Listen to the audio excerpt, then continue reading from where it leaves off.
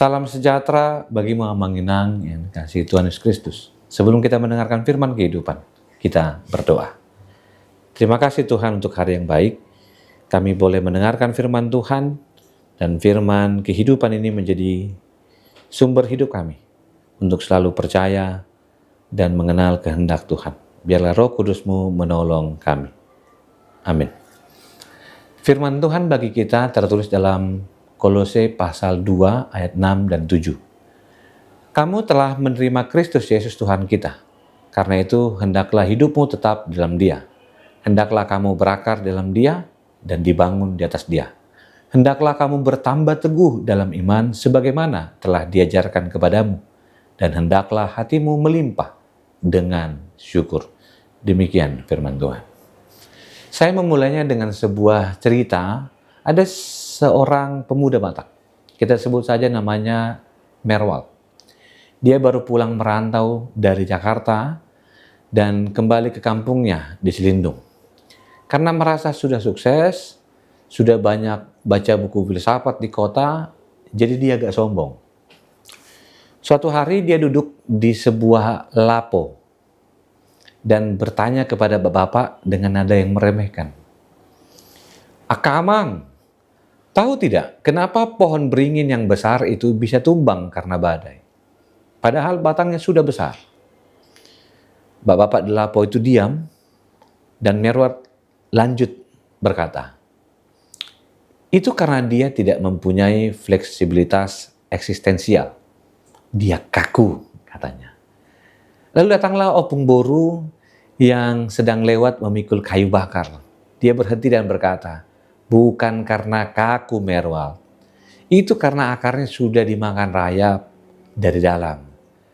Pohon itu sibuk pamer daun yang rimbun biar dipuji orang. Tetapi dia lupa memberi makan akarnya sendiri. Sama seperti kamu. Sibuk pamer sepatu mengkilap, tapi lupa kamu berdiri di tanah leluhurmu. Merwal pun terdiam. Dia sadar selama di Jakarta dia sukses secara penampilan daun, tetapi jiwanya kering seperti akar karena dia meninggalkan iman pada masa kecilnya. Kita sering sibuk mempercantik daun hidup kita, sampai lupa pada akar yang menopang kita. Dalam kacamata teologis ini, Rasul Paulus menulis firman Tuhan ini kepada jemaat di Kolose yang sedang digoyang imannya oleh ajaran sesat yang kita sebut saja Gnosticism awal dan legalisme Yahudi. Bagi Paulus, hal ini perlu dijelaskan dengan sangat ketat. Dia pakai 4 kata yang sangat menarik dalam bahasa Yunani, kita sebut saja dengan kata berjalan. Yang artinya mengikut Tuhan bukan karena kejadian sekali jalan, tapi terus-menerus. Yang kedua, mengikut Tuhan, dia pakai kata berakar. Artinya, akar itu sudah ditanam oleh Allah, namun kita harus membiarkannya lebih dalam berakar. Yang ketiga, dia pakai bahasa dibangun. Ini istilah arsitektur, di mana hidup kita adalah bangunan yang fondasinya adalah Kristus. Yang terakhir, bertambah teguh. Ini istilah hukum di dalam dunia Yunani kuno yang berarti mengesahkan atau menjamin. Dari 4 kata tadi, kita menemukan bahasa ternyata dalam menghadapi pergumulan, supaya kita tidak jatuh terhadap ajaran yang salah, kita harus memiliki keempatnya dan bertemu dengan pemahaman bahwa tanpa berakar iman kita seperti optimisme kosong. Dalam tradisi Yahudi, konsep berjalan ini berarti hukum yang harus berjalan. Dan Paulus menggunakan kata itu supaya kita menerima Kristus dalam bentuk kerigma, pesan Kristus supaya hidup di dalam hal-hal yang praksis. Karena itu saudaraku yang terkasih, sekarang di era yang berkembang, di saat kita mengalami krisis akar, kita lebih peduli pada branding daripada karakter. Dunia membutuhkan dua-duanya. Tapi dunia terkadang menuntun kita untuk tumbuh lebar secara populer, dan itu tidak salah. Namun firman Tuhan katakan untuk bertumbuh di dalamnya harus berakar. Jika akar tidak dalam, maka banyak tantangan yang kita sebut saja cancel culture, di mana kita tertolak dan kita jatuh. Ada badai ekonomi yang akan meruntuhkan kita dengan mudah. Bahkan orang-orang lain dalam persaingannya. Ketika kita menemukan firman Tuhan ini, saya akhirnya bertanya, apakah iman saya hanya sekedar aksesoris setiap minggunya? Dalam Batak ada bahasa yang dikatakan togu namartodi.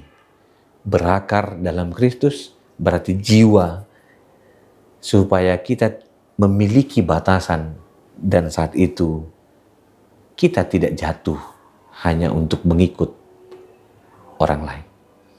Kristus tidak butuh kita terlihat sempurna karena Allah kita sempurna. Dia butuh kita tetap terhubung. Dia butuh kita untuk tetap dekat dengan Tuhan. Tantangan kita satu, teologi instan, ingin menjadi berkat tapi tidak mau berakar. Ingin berbuah tapi tidak mau dipangkas. Firman Tuhan hari ini mengajak kita. Pertumbuhan sejati dimulai dari kegelapan tanah, di mana kerendahan hati, di mana akar itu bekerja diam-diam, dan Tuhan ada memberi buah yang lebat. Saudaraku yang dikasihi Tuhan, mari kita tidak hanya menjadi Kristen daun yang hijau kalau musim hujan, lalu layu pada musim panas. Hendaklah kita berlimpah syukur. Sebab hati yang bersyukur adalah tanda bahwa akar kita sudah menyentuh sumber air hidup, yaitu Yesus Kristus. Ingat cerita awal tadi? Setelah ditegur opung, si Merwald merasa malu. Ia ingin membuktikan bahwa dia tetap berakar pada sebuah acara adat. Besoknya ada pesta adat. Merwald datang paling pagi. Dia atur, mengatur piring, daging, dan lain sebagainya. Dia melihat seorang bapak tua yang duduk di pojok, memakai baju yang lesu. Merwald mendatangi bapak itu dan berkata, "Amang, minggir sedikit, ini bukan tempat umum.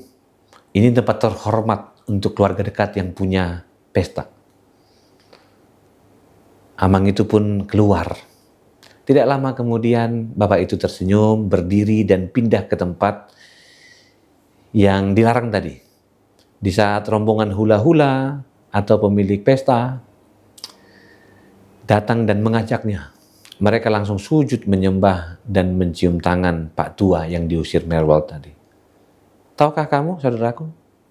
Ternyata Bapak Tua tadi adalah ketua panitia punguan sekaligus orang yang membiayai pesta tersebut, yang sengaja memakai pakaian yang biasa supaya menemukan siapa orang-orang yang benar-benar punya akar hormat dan siapa yang cuma daun kesombongan. Jangan sampai kita merasa sudah membangun, namun banyak hal yang terlewat hingga akhirnya Tuhan pernah berkata dalam sebuah firman Tuhan, "Aku tidak mengenal kamu karena akarmu tidak sampai kepadaku." Jadilah kuat, jadilah berakar, saudaraku. Tuhan memberkati kita. Amin gitu. Terima kasih Tuhan untuk firman-Mu. Kami kembali diajak dan diundang untuk memiliki akar di mana kerendahan hati kami diuji di saat kami setia kepada Tuhan. Biarlah Tuhan menolong setiap jemaat-Mu, setiap pendengar, dan diberkati firman kehidupan.